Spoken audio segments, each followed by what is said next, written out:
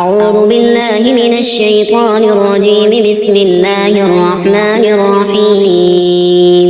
الرحمن علم القرآن خلق الإنسان علمه البيان. الشمس والقمر بحسبان والنجم والشجر يسجدان والسماء رفعها ووضع الميزان ألا تطغوا في الميزان وأقيموا الوزن بالقسط ولا تخسروا الميزان والأرض وضعها للأنام فيها فاكهة والنخل ذات الأكمام والحب ذو العصف والريحان فبأي آلاء ربكما تكذبان. خلق الإنسان من صلصال كالفخار وخلق الجان من مارج من نار فبأي آلاء ربكما تكذبان. رب المشرقين ورب المغربين فبأي آلاء ربكما تكذبان. مرج البحرين يلتقيان بينهما برزخ لا يبغيان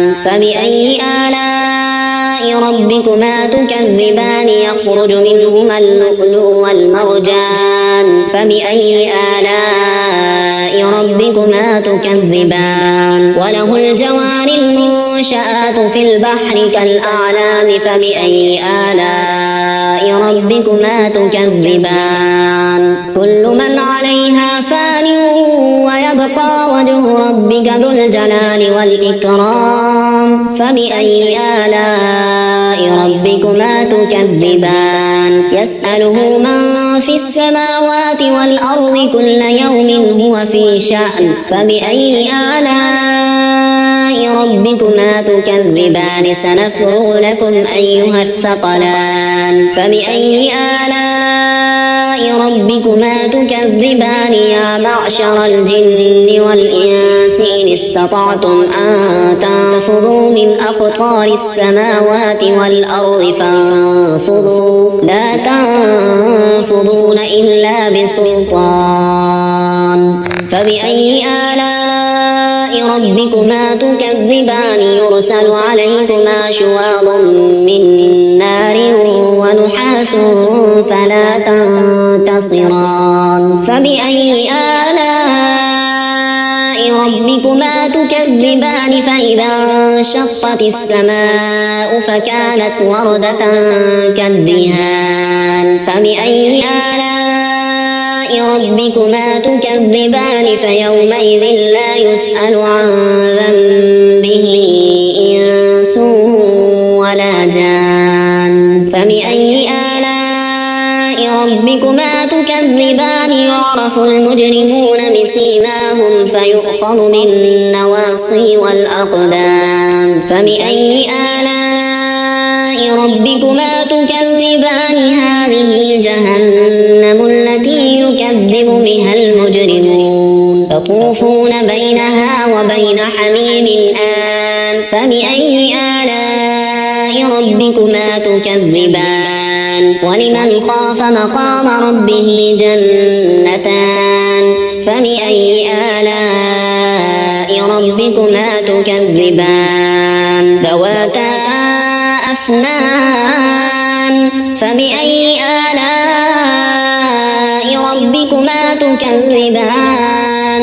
فيهما عينان تجريان فبأي آلاء ربكما تكذبان. فيهما من كل فاكهة زوجان فبأي آلاء ربكما تكذبان. متكئين على فرش بطائنها من استبرق وجنى الجنتين دان.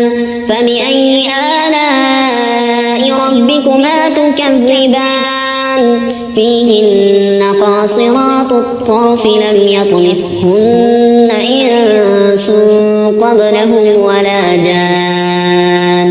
فبأي آلاء ربكما تكذبان. كأنهن الياقوت والمرجان. فبأي آلاء ربكما تكذبان. هل جزاء الإحسان إلا الإحسان فبأي آلاء ربكما تكذبان ومن دونهما جنتان فبأي آلاء ربكما تكذبان مدهامتان فبأي آلاء ربكما تكذبان فيهما عينان نضاختان فبأي آلاء ربكما تكذبان فيهما فاكهة ونخل ورمان فبأي آلاء ربكما تكذبان فيهن خيرات حسان فبأي آلاء ربكما تكذبان حور